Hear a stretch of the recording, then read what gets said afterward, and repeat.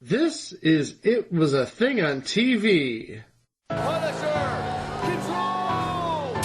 Tell me before I change my mind! I give you Super Train.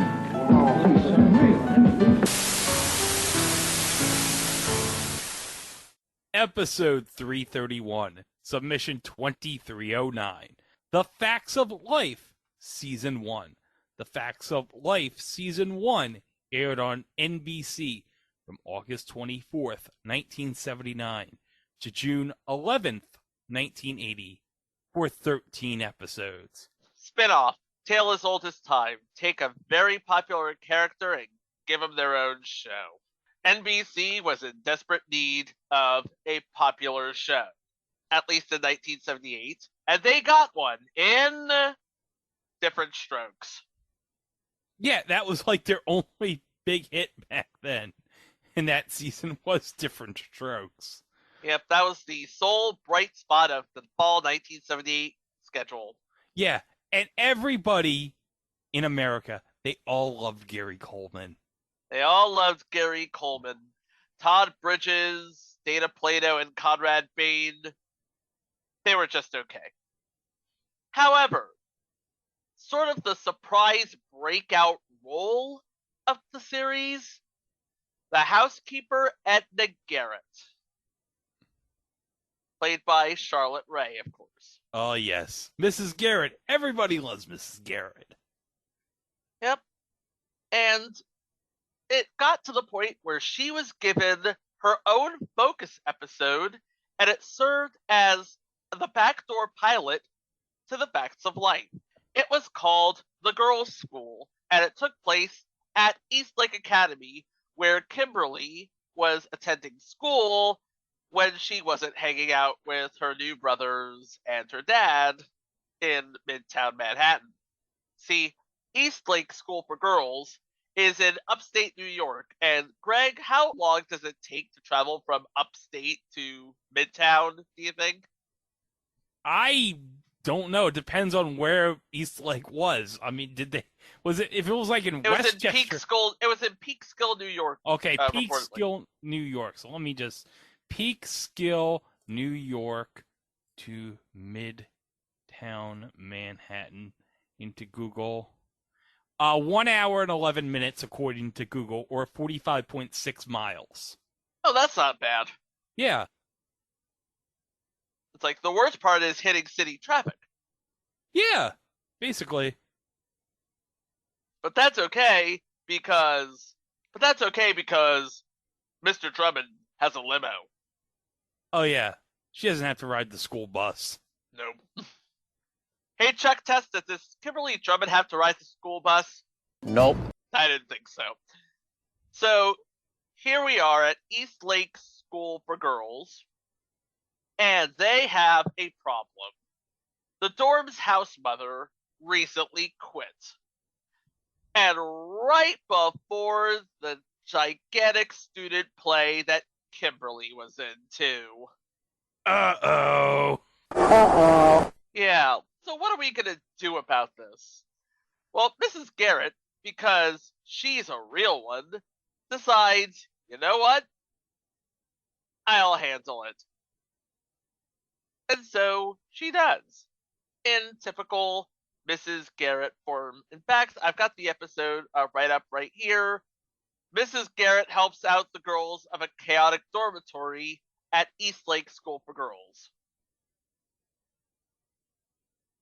That's the one-line sum up from Truth by Consensus Wikipedia. But among the girls that were of Garrett's girls, we have the upper crust rich lady Blair, the boy crazy Nancy, the small town girl Sue Ann, the chatty Tootie, and the budding activist Molly. Now, Mrs. Garrett does manage to fix things for Kimberly's play, and she's asked to stay on as the new house mother, but says that she would rather remain working for the Drummonds. But something must have happened, because we see that not only is Mrs. Garrett preparing to move in as the new house mother, but she's brought her entire TV family with her in the first episode. We also see a couple of students that weren't in the pilot that are mysteriously in the dorm with these ladies, and that would be the Joker Natalie, the tomboy Cindy, and the headmaster of the school, which is now Eastland instead of Eastlake, Mr. Stephen Bradley. Now, Mrs. Garrett did make the trip to Eastland, but Kimberly would only appear in the pilot. So the focus would be on Mrs. Garrett taking care of her girls in this incredibly large common room that seems to be, the center of all of the action. I'm thinking back to the precinct in Barney Miller, if that makes any sense. Yeah, it makes perfect sense. Except they go outside once in a while. Yeah, I don't think... Did they ever go outside on Barney Miller? Not after season 3. Yeah, they probably couldn't afford it. Yeah. So let's go over the facts of life. See what I did there? Yes. Okay. As we mentioned, Edna Garrett was played by Charlotte Rae, and she's bringing her character from Different Strokes into the fold. So there is that built-in audience that's coming from that show. And then you have the people that you remember. Blair Warner, played by Elisa Walchel. Natalie Green, played by Mindy Cohn. And Dorothy Tootie Ramsey, played by Kim Fields. Notice that I'm keeping a straight face when I say that. Why are you keeping a straight face when you say that? Shadow, answer the man's question. Oh, yeah, that's last week. I forgot. So those are the girls that you know. Here are the people you don't know. Playing Nancy Olson is Blaise Schachter, who you would probably remember as the female lead in the original Zapped movie. Oh my god! Zapped! Scott Baio and, Scott Baio and Willie Ames. Oh my Jesus. What a terrible movie that was. Yeah, it was terrible. But you gotta love the soundtrack. And she was actually, from 1978 to 1987, outside of the facts of life, she was a That Girl from That Thing. In fact, she was on an episode of a show that we recently covered, ER. So that would be E/R. Yes! And she is going to come up in a month or two. Oh? Just saying. Oh, I see. I see. Ha ha ha ha. And then we have, as Sue Ann Weaver, Julie Pekarsky, who actually parlayed this role into a role as a journalist, believe it or not. Wow! Yeah. Although she would come back to acting when she appeared in 2021's pilot season, which was a miniseries that aired. When did pilot season air? It was a comedy anthology miniseries. There was a website for it, but there was no network for it, as far as my research can see. Okay, so it's probably an internet thing. It's probably an internet thing. And you know what? That's cool. Yeah. Playing Cindy Webster was Julianne Haddock. Cindy Webster was the frenemy of Blair Warner. And last time we saw her, actually, this was her last role in a regular series. But she did play Melinda Mulligan in all 7 episodes of Mulligan's Stew. What the hell is Mulligan's Stew? It's like a post-Brady Bunch. Oh, okay. How long did Yeah, that it's like- last? All 7 episodes. Oh, what network did this air on? It aired on NBC. Oh, that makes sense. Yeah. And it aired in 1977, and I don't know if it's on the list, but who knows? Well, it is now. Okay. And then we have the bookish Molly Parker, who is played by Molly Ringwald. She's doing well for herself. Oh, yes, she is. She's only been in every other teen movie in the 1980s. Yeah. Only every other one. Janie, I made that bet before I knew you. Before I really knew me. Oh, Jake. Okay, hold it right there. Please tell me that you didn't just quote Freddie Prinze Jr. I knew it. That was a line from She's All That. I masturbate to that movie. Do you mind? No, not at all. I think masturbation's very healthy. Not only did we work in a reference to Chris Evans, but we also provide you with valuable sex education on the It Was a Thing on TV podcast. We're not going to be an overachiever here. You all know who Molly Ringwald is, so it's not even... Wait a minute, Chico. We did a live show with Molly Ringwald in it, like a couple months ago. Okay, you're going to have to remind me which live show this We is. did the kissing booth, remember? That would be it, yeah. By the way, the Kissing Booth 2 is scheduled. We're not going to say when, but it's scheduled. We're going to be 2/3 of the way through this era after we're done with this. And like all trilogies, it's going to be bigger than the first, but bigger than the third. It's going to be the Empire Strikes Back of this trilogy. The Empire Strikes Back of the trilogy.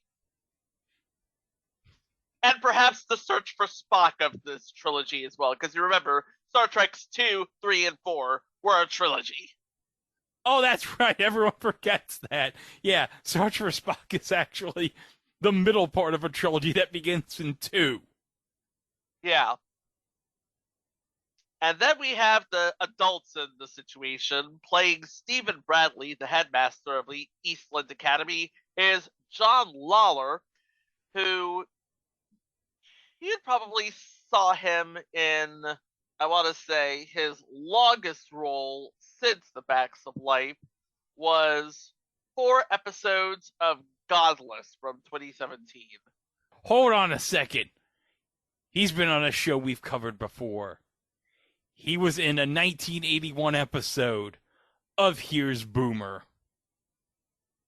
Yep, he played John Hawthorne in that episode. Oh, Boomer in the Pound. Oh, that was Aww. the episode where Boomer was in the Pound. But that's not the only thing he was on that we covered. Oh? He was in an episode of Condo. Oh, yes, Condo. The episode The Affair, episode 11. Yep. So yeah, John Lawler's been busy. And then we have Jenny O'Hara, who plays Miss Emily Mahoney, who is a very uptight, very haughty-taughty teacher. Now I have to ask, because she played similar roles in 2 episodes of A Million Little Things, and the entire run of Livin' from the late 80s and early 90s on CBS, to Hot in Cleveland in 2015, and The Ghost Whisperer in 2005, and future entry Michael Hayes when we get around to covering the non-CSI, non-NYPD Blue career of David Caruso. And just for the record, He's playing a lawyer named Michael Hayes, not the wrestler Michael Hayes. It'd be a great show if it was about Michael Hayes and the Fabulous Freebirds, but no. No. But the question I have to ask is this typecasting? Yes. This has been, is this typecasting?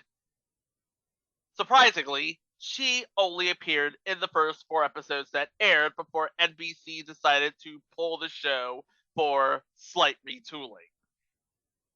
But we'll get to that. But we will get to that. So you're probably wondering what sort of hilarity is going to ensue in a house full of 7 girls. Hey, Corky, there's going to be a lot of shenanigans on this show, right? You won't believe what happened. So, obviously, they have to get some of the best writers that they can find to flush out everything that goes on this show. So, NBC and TAT Communications, the producer of this show, put all of their hopes on the writing team of Dick Clare and Jenna McMahon. Now, Dick Clare was, of course, a screenwriter for The Mary Tyler Moore Show and The Bob Newhart Show, and he won an Emmy for The Carol Burnett Show.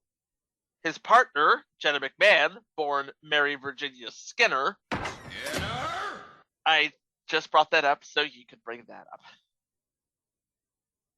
Was a veteran actress who appeared in Dennis the Menace, The Twilight Zone, Love American Style, The Bob Newhart Show, and Welcome Back, Connor.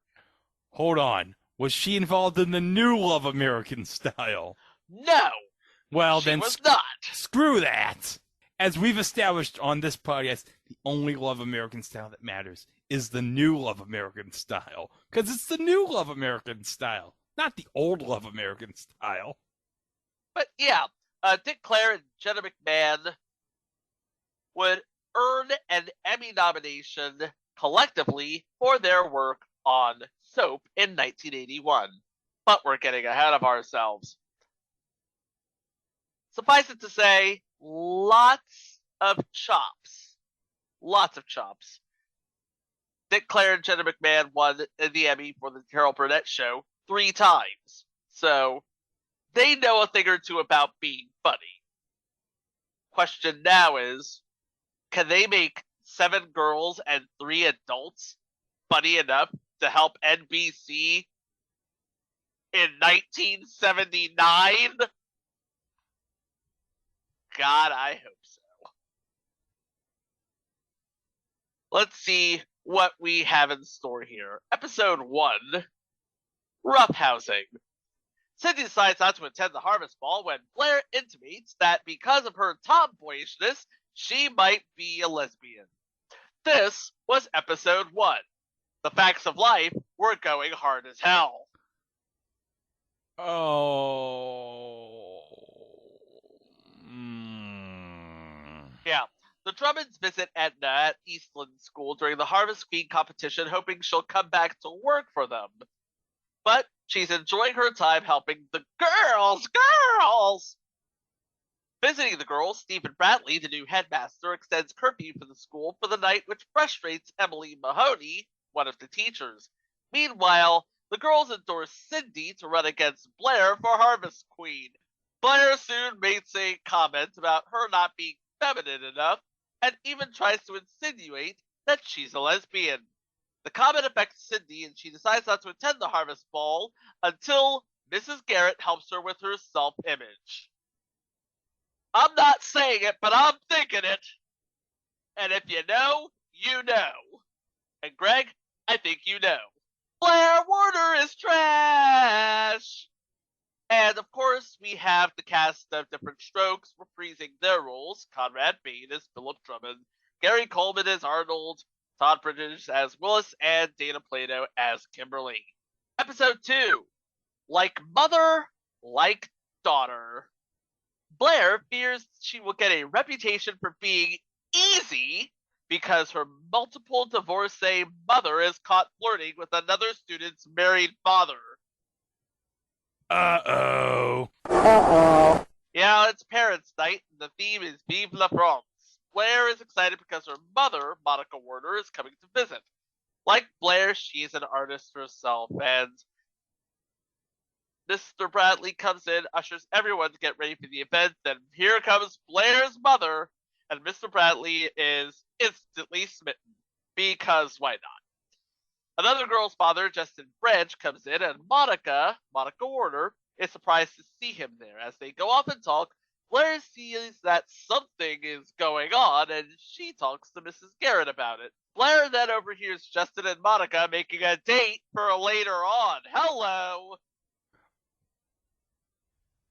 The gossip about the affair spreads like wildfire among the girls, from Tootie and Natalie, obviously. Blair is so disgusted by her mother's behavior that she tries everything she can to be unlike her mother as possible. She confronts her mother about getting involved with a married man, and when Blair mentions that she was divorced 3 times, Monica slaps Blair, who runs up to her room. Mrs. G soon talks to Blair about how she was totally rough on her mother, and Blair has to be so she won't make the same mistakes her mother did. Like Mrs. Garrett mentioned, the leaf doesn't fall too far from the tree. So, hearing that the wind takes the leaf and blows it to a place where it takes root and starts a new tree, Blair realizes she's not her mother and starts to relax a bit.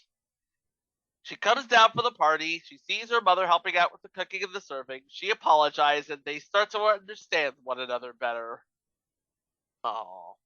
Now, this is the only episode where Monica Warner is played by Pam Huntington, who hasn't really done much before this and hasn't really done much since.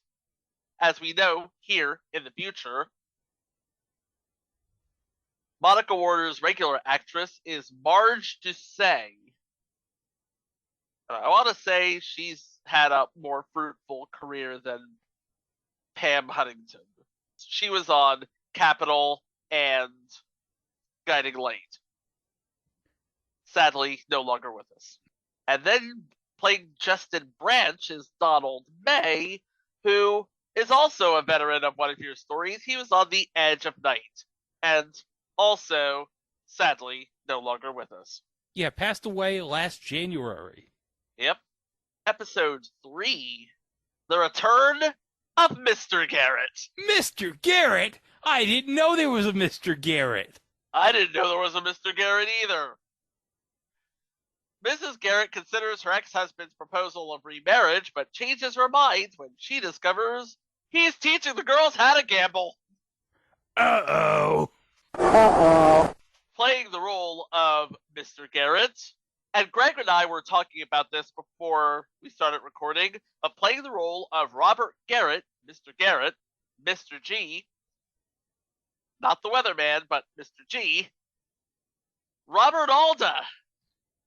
Yeah, and it's funny because, as we've mentioned, Robert Alda was on Supertrain, and as we've already established, Mr. Drummond worked for the Trans-Allied Corporation, which made the Supertrain. So, yes, the facts of life, different strokes, and Supertrain, all part of the same cinematic universe. And Hello Larry, don't forget about that. And Hello Larry, and the Fresh Prince. That's right, Fresh Prince is part of that too. Although, how would you get from Midtown Manhattan to Bel Air, Los Angeles? You know what? I'm getting off. Mr. Drummond probably has some private plane somewhere. Yeah, probably. I'm like, you know what? I'm getting off track here. Let's continue. Episode 4, IQ.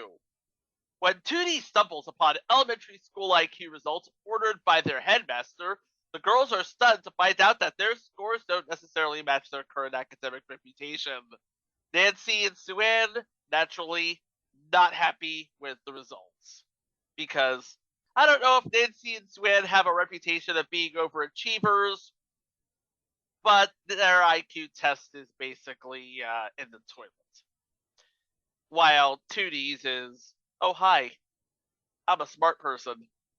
Now this is the last time we see Miss Mahoney in this season, or frankly, ever. because after this episode, NBC put the show on hiatus for a bit of retooling. They basically started to take everything that worked, elevated it, and relegated everything that didn't work to the background. Or in Miss Mahoney's case, off the show. So fast forward to March 12th, 1980, when NBC decided not just to retool the show, but to make it follow different strokes in a stroke of genius.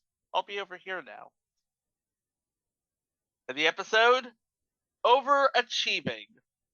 Tootie's father thinks Mrs. Garrett's influence over Tootie is holding her back after she reveals her aspirations of opening a beauty salon. Why is that so terrible? That's not terrible. She wants to be a businesswoman. She wants to be a girl boss. She is a sister doing it for herself. And, interestingly enough, you want to talk about stroke of genius? The episode of Different Strokes that aired right before this episode of The Facts of Life was the Slumber Party episode, and it features a crossover with the cast of The Facts of Life. Oh, so that's a good idea. They want people to remember, okay, Mrs. Garrett, she's now at the school, so we're bringing the show back. We got to get everybody prepared to refresh their memory on everybody in the cast by having Different Strokes lead into The Facts of Life in its new slot. Yep, I'll tell you right now, do a little bit of a comparison here. For the first 4 episodes, the show aired opposite Fantasy Island, Friday nights at 8:30. We do not have a rating per the extent of our research. But I have to wonder, was it bad if it was opposite Fantasy Island? Probably. So they switched it out to Wednesdays following Different Strokes. And it had to replace Hello Larry in that slot. Did really well for itself. Even well opposite Charlie's Angels. Anyway, playing the role of Harrison Ramsey, Tootie's dad, Robert Hooks, who is known as Dwight Henderson in Passenger 57 and as Eddie in Airport 77 and Admiral Morrow in Star Trek 3. Oh, that guy! The guy who has to tell Kirk, nope, you can't take the Enterprise. What? I can't hear you. I'm taking the Enterprise. Oh, damn, he took the Enterprise. James B. Seeking, Miguel Ferrer, you have to catch Kirk. Oh, no, the warp drive went down. Oh, dang it. But you know what? Since you mentioned Passenger 57, you know what I always think of whenever I think of that movie? What's that? That immortal Wesley Snipes line. Always bet on black. Cinematic gold. It was. By the way, that movie had a pre-fame Elizabeth Hurley. This was before Elizabeth Hurley was Elizabeth Hurley, and back when Elizabeth Hurley was just some random British lady who looked nice. You know, I actually, true story, like on the last day of summer school, when we were like waiting for our buses, like one of my teachers said, F it, we'll just put on Passenger 57 while you wait for the buses. What? Yeah. Are you serious? Seriously. The last day of summer school, because I think the last day of summer school, the way it worked was, I think you had like half a day of summer school. And, like, the buses, I don't know what, there was, like, some deal with the buses, so they just, because it was like, well, it's the last day of summer school, it's a bunch of BS, no one's doing any work or anything. We'll just watch Passenger 57 in class. Huh. And for those wondering, I only did summer school every year because my mom and dad did not want me around the house all summer. Episode 6, Emily Dickinson. Oh, Emily Dickinson. This is one of the classic episodes of The Facts of Life. Blair plagiarizes an Emily Dickinson poem about beauty, but gets caught when the headmaster submits it into a competition, and it wins. What? You heard me. Why did he submit this poem? I have absolutely no idea. I'm guessing he was so taken aback by the sheer beauty of it that he didn't know any better. Or, for all we know, Mr. Bradley could be one of those public school educated headmasters who didn't know no better. But yeah, this was actually Stan Dreben's last show. He wrote the episode. It was his last show ever written. He died on February 16th, almost a month before it aired. Oh. Yeah. And by now, the show would be back on Fridays, but opposite The Incredible Hulk and something called When the Whistle Blows. I have no idea what it is either.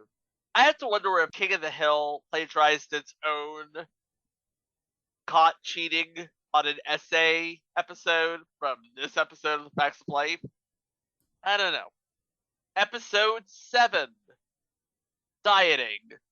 Sue-Ann goes on a crash diet after the pressure of everyone's body consciousness, and Blair's intimating that a boy won't like her makes her feel fat. Thanks a lot again, Blair. I swear to God, Blair!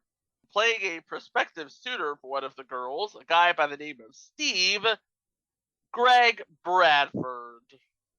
He was also in Zapped.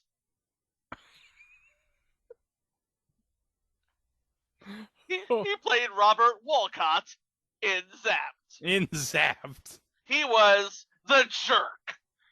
Oh, he was the jerk? Every 80s teen comedy has a jerk. Oh, yes. He was the archetype for the Ted McGinley character in Revenge of the Nerds, and also Sensei Johnny Lawrence. You know, before the heel face term. Oh, but episode 8 is The Facts of Love. Oh, yeah. Yeah. Oh, let me read this.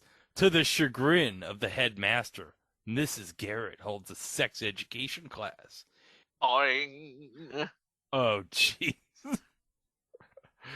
Meanwhile, Blair gets into a compromising situation with a boy and has to make a tough decision. Yeah, she does. Oh, Greg Bradford's back as Steve. I'm guessing he's the boy that Blair's caught in a compromising position with. Yeah. We have a fun fact about Mrs. Garrett that we learn on this episode, is that she is actually a registered nurse. Oh.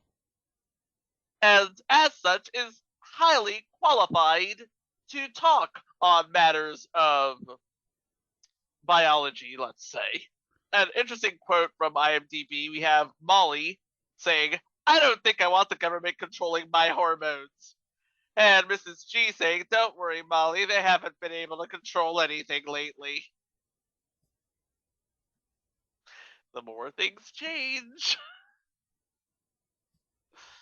Episode 9, Flash Blood.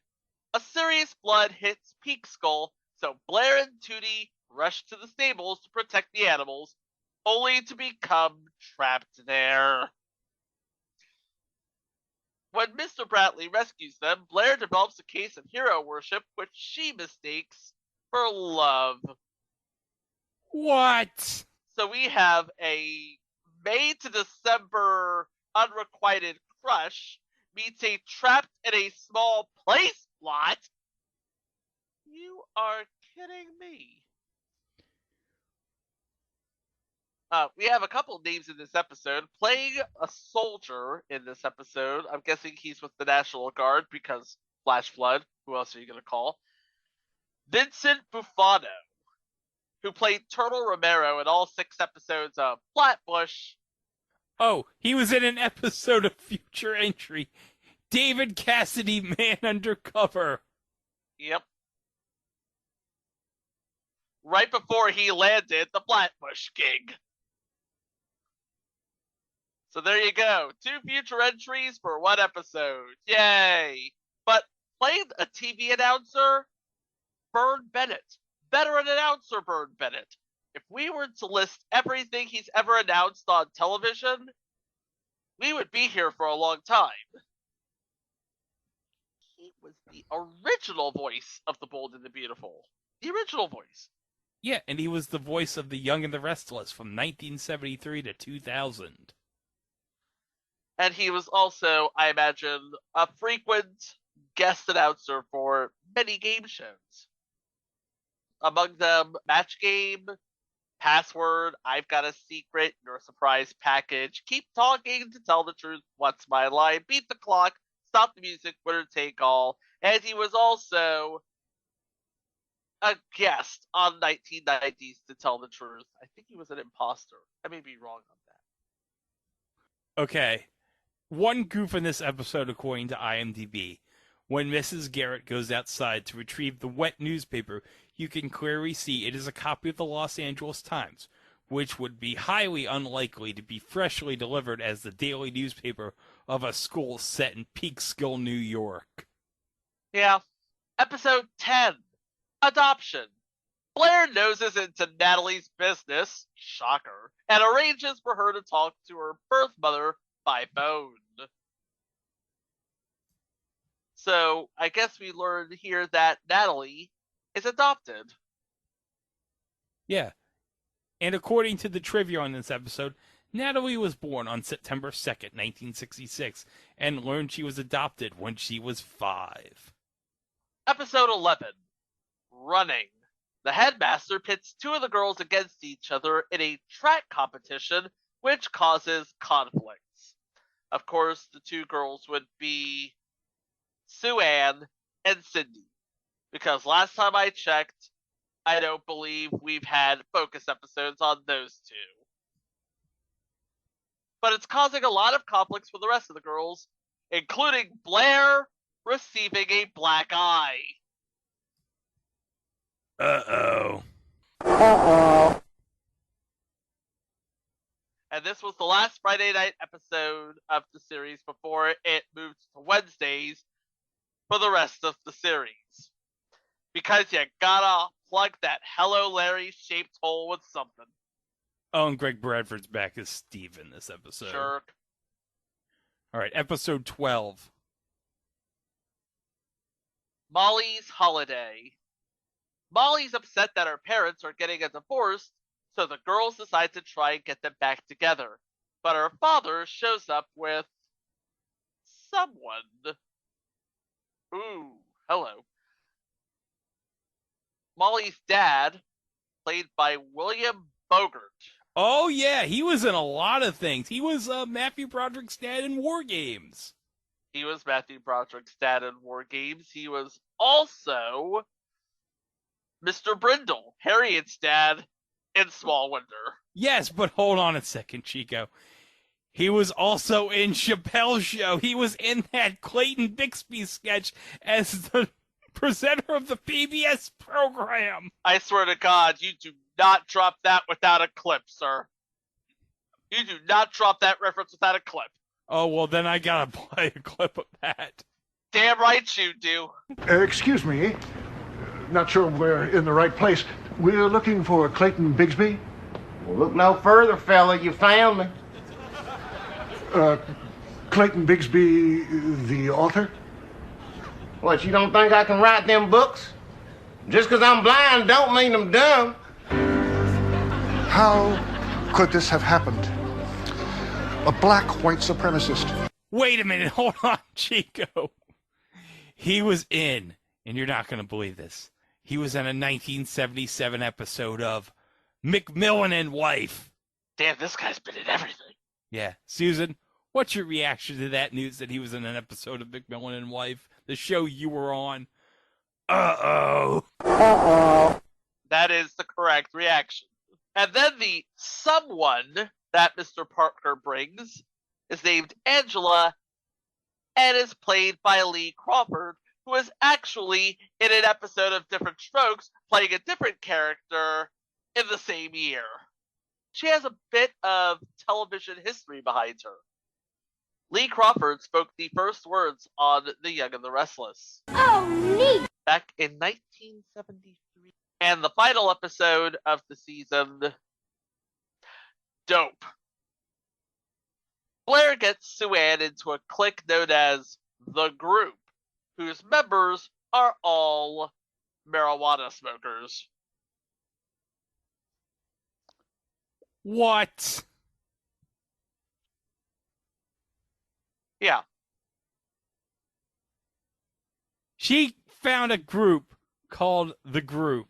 And it's called The Group. She just assumed, oh, it's a group. It's a group. She did not know what this was about. She didn't know what the group was about, but all they know is they all like to light a J, smoke a doobie, pass the Dutchie on the left-hand side.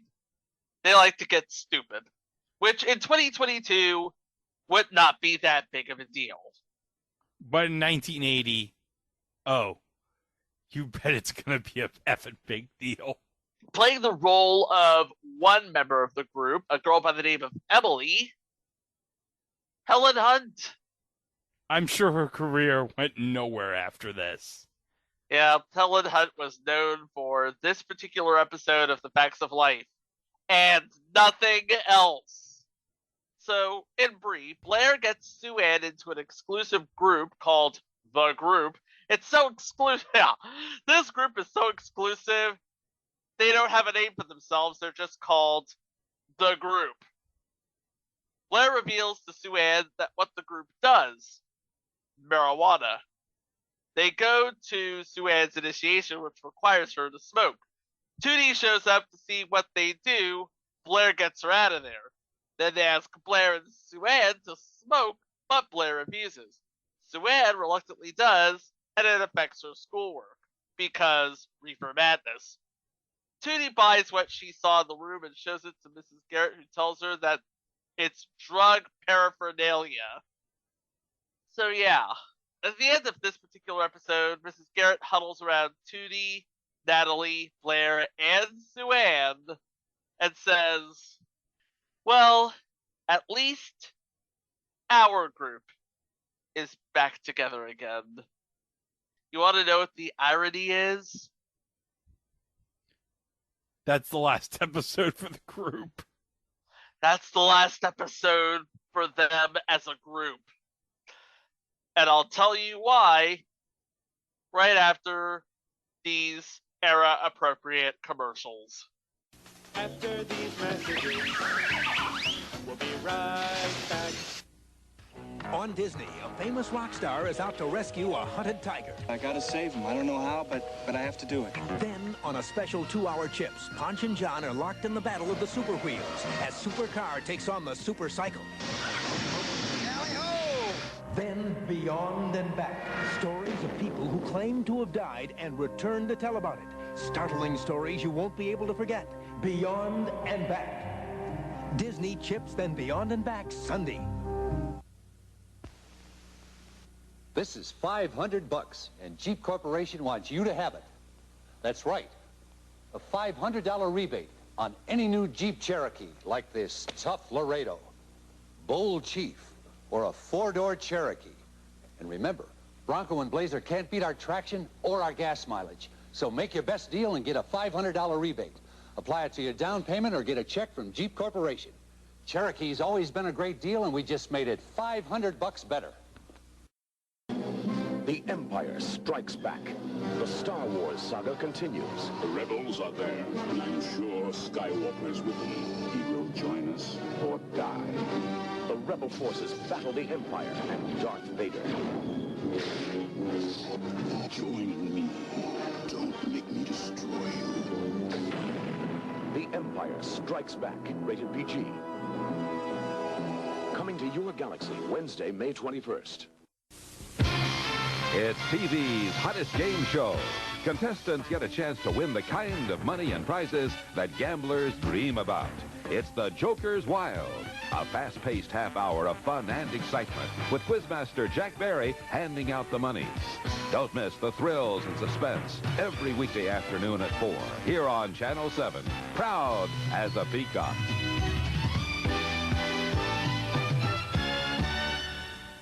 On NBC Sports World, the Elite Boxing Club squares off against the Kenya national team tomorrow.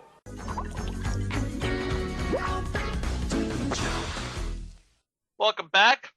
Or if you're fast-forwarding through this on Podbean, where have you been? So the last time we left this group of girls at Eastland Academy, they were celebrating being a part of their own exclusive group. But the irony of this, because this was the last episode of the season, NBC had some choices to make. See, Dick Clare and Jenna McMahon, writing for the Carol Burnett show, easy. Writing for 7 girls and 3 adults, hard. So, the official log line, because I can just bring out the Truth by Consensus Wikipedia here. For the facts of life, the official log line was that the show is being retooled again to focus more on Mrs. Garrett and a core group of girls that would seemingly be the center of all the action in Eastland. But here's the thing about that. This season of The Facts of Life, it was not a winner on Friday nights when it debuted. In fact, for the 1979-1980 season, it placed between Wednesday night and Friday night 74th out of 79 shows. Ooh. NG, no good. It was NBC's lowest rated series. In a word, yikes. Now, normally if you have the lowest rated series on television, that would have been gone. That would have been it. That would have been the whole series. Goodbye. However, with so much clout behind it, and with the network believing in it, they decided to go ahead and retool the show to narrow the focus on Mrs. Garrett and a core group of girls. They put it on Wednesday at 9:30, and it immediately found its voice. It placed 26th during season 2, 24th during season 3, 32nd during season 4, 24th during season 5, then 34th during season 6, 27th during season 7, 31st during season 8, and by the time it ended in 1988, it placed 37th. So it did pretty well for itself the rest of the run.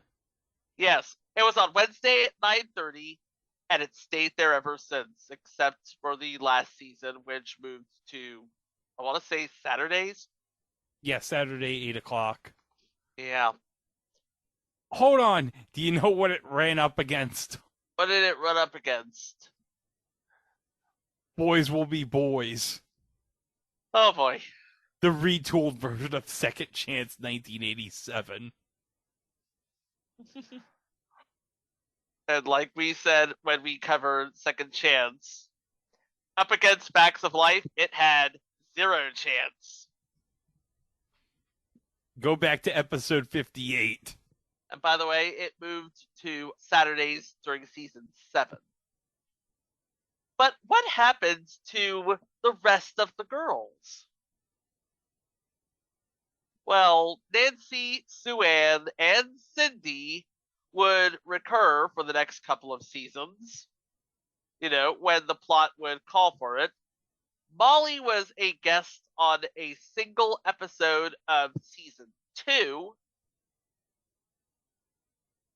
But aside from that, and a reunion shot in season 8, we really don't see much of them ever again.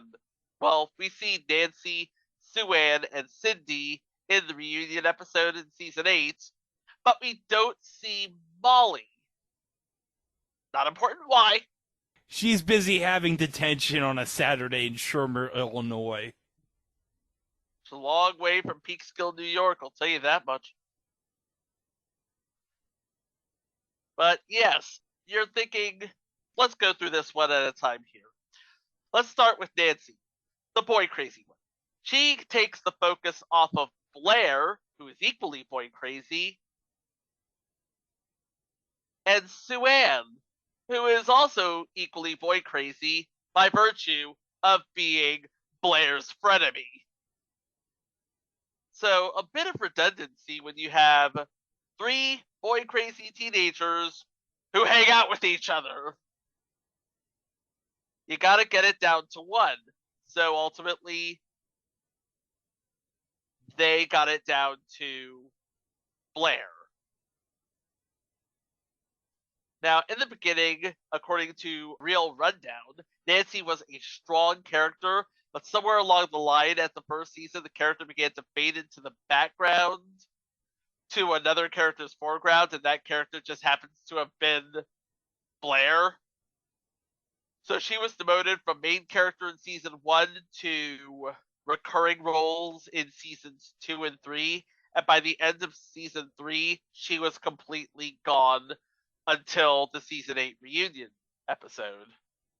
And on the other end of that spectrum, we have Julie Pekarsky's Sue-Ann Weaver, who of course was the frenemy of Blair, but she was the second one to be cut. By the way, the ironic thing about Nancy, if I can go back to Nancy real quick, she was actually the first girl to be cast for the Facts of Life. Yeah. But Sue-Ann, of course, because she is the frenemy of Blair, takes focus off of her. So you have 3 people, you want to build up one character, you have to choose the strongest character, and they went with Blair. And Sue-Ann was the second one cut. The third one cut was Cindy, who they really couldn't find any role outside of that character development overarch that happened in the pilot. But this was 1980. You're not going to make a character like Cindy into a one-note joke about how she's the tomboy and is she or isn't she. Not for a family sitcom and not 1980. But she did return for the reunion show, and, well, she became a model, so, you know. Oh, okay. The last one to be cut was Molly Parker. Because I guess there wasn't room in the cast for a conspiracy-talking, bookish, youngest member of the cast. Not when Tootie and Natalie were around. But then she got cast in a movie with Paul Mazursky directing, so, you know. As for Miss Mahoney, who was gone after 4 episodes and technically was the first person to be cut from the cast, I guess they didn't mesh with the rest of the cast. I mean, I can see why her character didn't mesh with any of the cast because, well, you look at all 7 girls and they're all vibrant and different, and then you look at Mrs. Garrett and she's vibrant and different, and she plays well opposite Mr. Bradley. But Miss Mahoney was just there. Sort of kind of the wet blanket of the group, I guess. But don't cry for Jenny O'Hara's career. She's done fine for herself. And the last one to be cut the last adult to be cut anyway. They completely wrote out Stephen Bradley's character for no other reason than, I guess, he didn't mesh well with the rest of the girls who were staying on. But ultimately, the moves turned out to be rather fruitful ones. Like I said, this is what happens when you decide to retool a show and build it for success. Success breeds success. And of course, we all know about what happened in season 2 when Mrs. Garrett, Blair, Natalie, and Tootie welcome a kid who is there from the Bronx on a scholarship. A kid who just wanted to ride her motorcycle and wear her motorcycle jacket.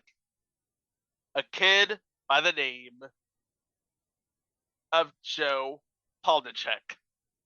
And all because Brandon Tartikoff spotted Nancy McKeon in a Hallmark commercial and knew she had to be on the show. So yeah, first season of The Facts of Life, radically different from the others. What are your thoughts, Greg? Yeah, it's easy to see why this show got retooled. I mean, you could sense there was something there, but like the formula just wasn't quite right yet. I think this is one of the rare cases where a show gets retooled and actually works out in the end. Because how many times have we seen a show get retooled on this podcast and it never works? More times than I can count. There has been shows that are on the list that have suffered from retooling, and shows that we have covered that suffered from retooling, and shows we've yet to cover that suffered from retooling. Well, we just mentioned one. We mentioned Second Chance 1987 when it got retooled into Boys Will Be Boys. That got retooled. Didn't work out well for it in the end, obviously. So yeah, I mean, it was a good show. It tackled a lot of things that teenagers were talking about, and it didn't talk down to them. But in year one, with that Friday night death slot, Facts of Life was a thing on TV. Thank you to whoever suggested us to cover this episode, by the way. Yep. I don't remember who said it on Twitter, but yeah, thanks for suggesting this, because it was a really interesting discussion we had. One more fun fact, if we can bring out that Toys R Us kid one more time. Oh, neat! Molly Ringwald revealed in an interview that she was actually supposed to stay on as a regular for season 2. But the producers decided they needed an older girl who could be a foil for Blair. She was fired. So the experience of being hired and then fired was so disappointing that after one scene in the season 2 premiere, she turned down offers to do guest appearances on the rest of the show. And this was before she became somewhat of a big deal. So yeah. And actually right now, you can watch the pilot episode of The Facts of Life for free on YouTube, courtesy of the Norman Lear Effect YouTube channel. The pilot episode is in there in full if you want to watch to your heart's content. Well, you can find this along with all the 330 episodes that preceded this on our website, itwasathingontv.com, where we got all of our past shows, of course, as I mentioned, all the live shows, all the mini-sodes, and all sorts of great fun stuff you can find over there. And also, don't forget, we are on all social media at It Was a Thing on TV, except for Facebook, where Blair Warner snitched on us to Mark Zuckerberg. Yes! So we had to take at It Was a Thing on TV podcast. But don't forget, if you're on YouTube, remember to like, subscribe, and then hit the notification bell to stay up to date on all future entries, including our next episode where, well, what happens when you revive a popular game show in the early 90s and try to update it for a modern audience? Well, it's disaster defined on the next installment of It Was a Thing on TV. For Greg and an in absentia Mike, my name is Chico. Thank you ever so much for listening. Please be kind to each other, and we will see you for the next one. Wow! Well, for now, we are going to use our powers to help you get better. Thank you, but as long as I have Mrs. Garrett's giant rack by my bedside, I'll be all right. Girls, girls, girls! Janie, you told me you couldn't believe in someone that didn't believe in you. Well, I believed in you. I always believed in you. Oh, Jake. Oh, God. I can't believe you fell for that crap. That's from Pretty in Pink. Are you sure? Trust me. Excuse me. What are you doing? Let me give you a little piece of advice here, Jake. Why don't you lose the I'm the cute and sensitive popular boy with the big sideburns routine? It's just too pathetic. And for once, tell Janie what's true in your heart. Stop being such a little And you, Janie, little Miss Other Side of the Tracks, awkward rebel girl with the pseudo-intellectual glasses, why don't you wise up to Jake's bullshit? Stop being such a dumbass. She's right.